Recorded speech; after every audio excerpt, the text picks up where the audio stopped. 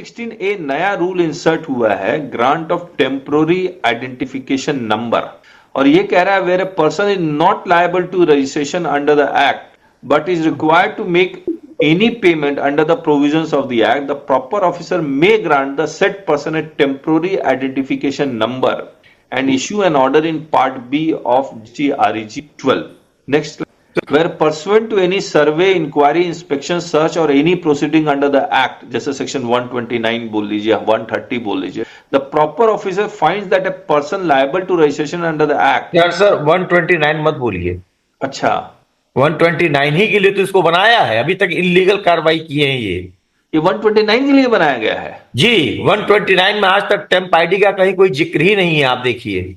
ये any other proceeding में 129 नहीं आएगा ना सर, टेम्पोररी आईडी 129 में कहीं बना ही नहीं था, केवल 63 के लिए था, जहां पे बेस्ट जजमेंट असेसमेंट करते थे।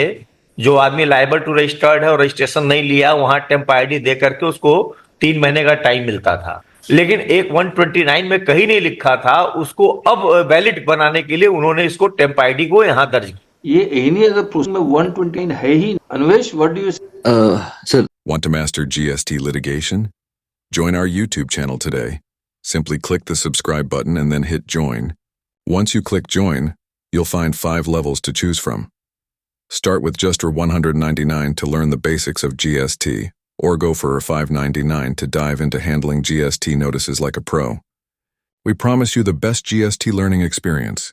Join now and take your GST knowledge to the next level. when we are reading it as a complete sentence, वो कहते हैं कि सर्वे, इंक्वायरी, इंस्पेक्शन, सर्च और any other proceeding under the act, the proper officer finds that a person liable to registration under the act has failed to apply for such registration.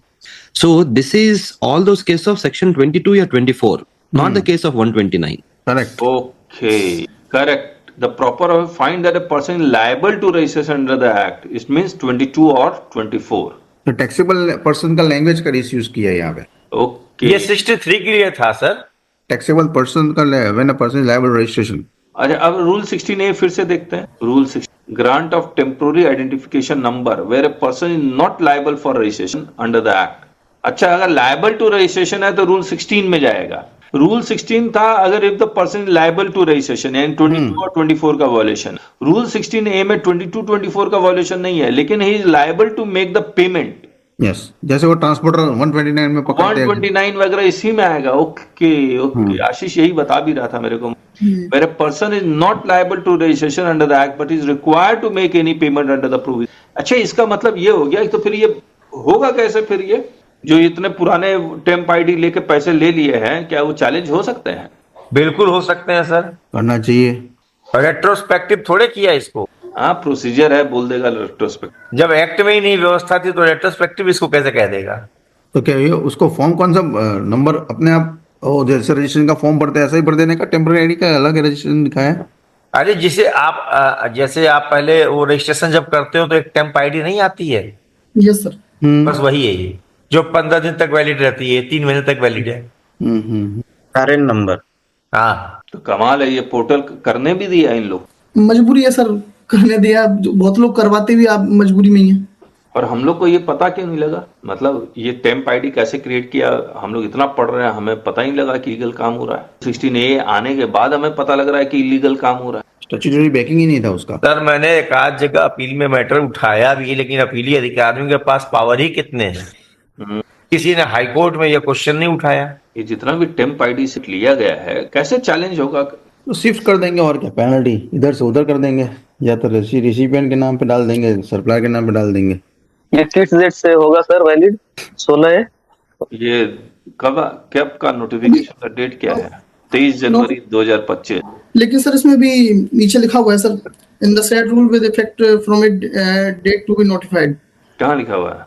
ये sir नीचे sir 5 number point sir. 5 number sir. अच्छा, with effect from a date to be notified. अच्छा, yes sir.